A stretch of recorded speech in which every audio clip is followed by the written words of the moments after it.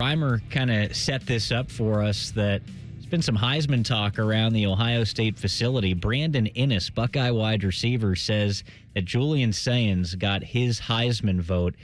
And really, I'm just not quite sure. I really, really like Julian Sayin. For my money, I think he's the best quarterback in college football right now. But I think he has some things working against him here. The expectation was obviously that Ohio State was going to be good this season.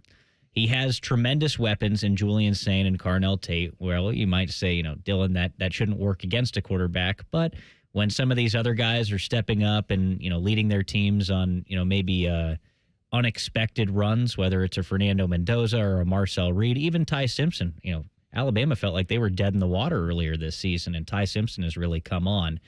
There are more storylines there. There are more kind of upward trends, I think, than what we're seeing with Julian Sayin. So while I believe that Julian Sayin is certainly deserving of a Heisman Trophy, and assuming it continues the way it is for Ohio State and Julian Sayin this year, I just think story-wise, some of these other guys are going to get a little bit more run, whether it is a Ty Simpson or a Marcel Reed. And, you could also argue, hey, the Heisman Trophy is going to come down to that Big Ten championship game, Mendoza versus Ohio State, assuming that is the Big Ten championship game. And I wouldn't necessarily argue with that either, but I kind of look at the schedules for both Texas A&M and Alabama, and that's where I see the Heisman going, in that direction. What do you think, Pat? I think that there's still a lot of football to be played, and they always talk about a Heisman moment, right? Well, just based on the rankings, Ohio State doesn't have these big games other than that potential Indiana game you're talking about. But if Julian Sayin's the first quarterback to beat Michigan since Dwayne Haskins, first Ohio State quarterback, and he is he throws for 300 yards and 3 touchdowns and looks great up in Ann Arbor, weather permitting, then I think and he continues to progress the way he has and put up, because his numbers are right there with those other guys you mentioned, right? If he does that, and then the next weekend goes out and goes head-to-head with Mendoza, as you were talking about, and puts up another impressive performance, wins the Big Ten, first time Ohio State will have done that since Justin Fields, sorry, not Dwayne Haskins, in 2020. I think he's got a real shot to be in New York. And then I think it kind of depends on what these other guys do. Do they continue to play well? Do they have some moments? Because everyone's eyes are going to be on that Michigan game. And people are going to be watching that Big Ten championship game, especially if it's 1 versus 2, which is what it's shaping up to be. So I think there's opportunities there. I think people will be watching this game this weekend, even though it's not the highly ranked game that we anticipated. So I think he has opportunities. I think the one thing that you could add to going against him is, do the Buckeyes let him go the same way that some of these other quarterbacks might? Does he throw the ball 30 times in these next few games? Does the weather allow for that, right? They're going to Purdue in 2 weeks. I don't know if you've ever been to Purdue, but it is rarely nice weather in early November, mid-November. So I think that if he's able to continue to throw, if they are going to use him that way, then I think he's certainly in the mix. And I completely understand not only Brandon Inniss, but Carnell Tate said similar things after the Wisconsin game. So I get why they're on him. And if not this year, there's always next year with Julian Sayin too. Absolutely. The odds right now, Julian Sayin is, I suppose, depending, where you're looking, he is second. Julian Sayin 4-1 to win the Heisman right now. And then you have Ty Simpson and Fernando Mendoza kind of in a tie. They're both plus 325 to win the Heisman right now. And then coming up after Sayin, it's Marcel Reed. He's plus 550. For me, I just look at the schedules for these teams in the SEC, and you can obviously make an argument, is the SEC better than the Big Ten? Is the Big Ten better than the SEC? That's what's out there. But you look at some of these games down the stretch and what Alabama has done since that Florida State loss in their opener. They beat Georgia. They knocked off Georgia 24-21. They beat Vanderbilt pretty handily 30-14. And Vanderbilt's a good team right now. I wouldn't be surprised to see Vanderbilt make the playoff. They played a tight one at Missouri, but they came out on top. They beat Tennessee by 17 points. They played another close game last week against South Carolina, but got it done. They've got LSU, Oklahoma, and Auburn left. Eastern Illinois mixed in there as well. But you've still got games on that schedule, right? Yeah. That are going to look good. And like you talked about, the Heisman moment for Julian Sayin potentially being there down the road.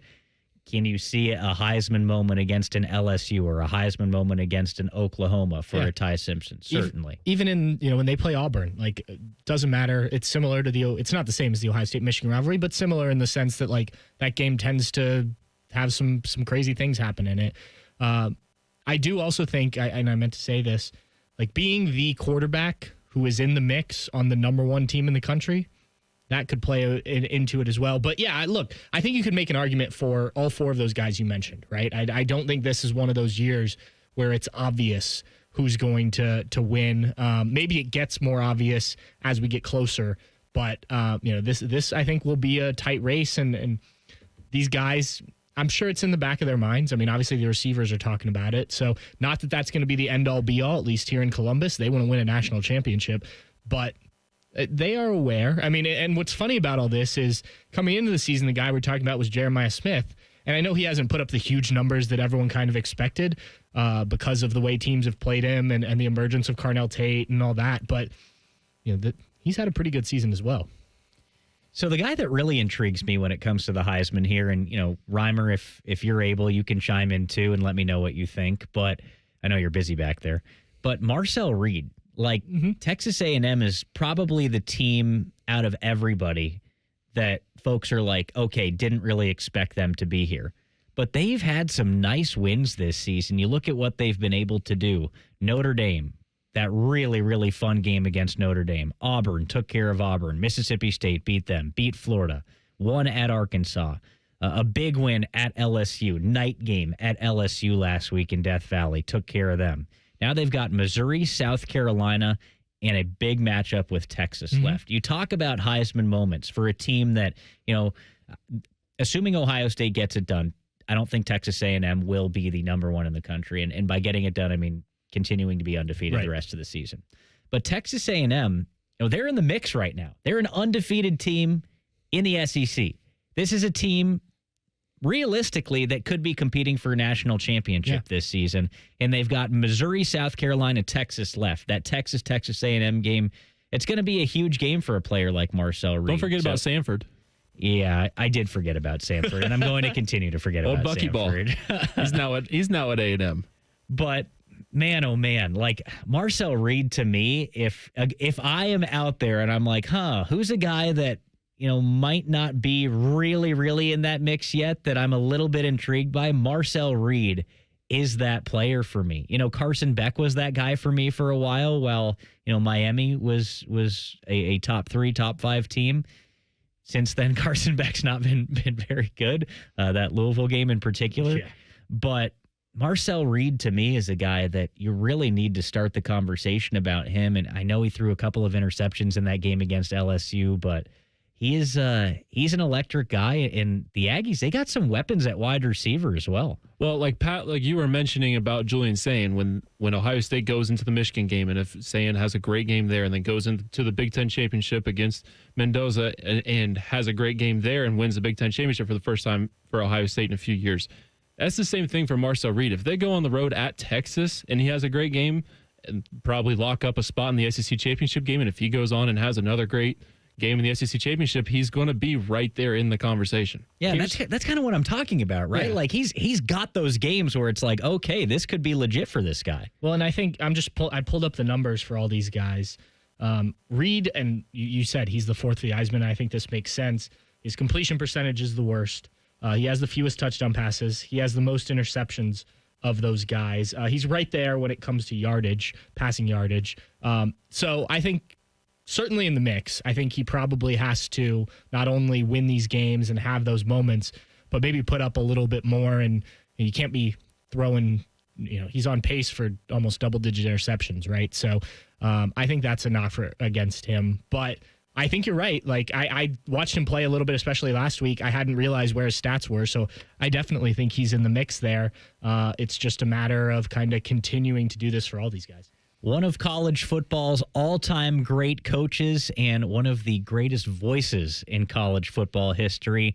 Sounds like he wants back in the game. Reimer, you're going to take over and tell us who it is after the break. The College Football Pulse is next.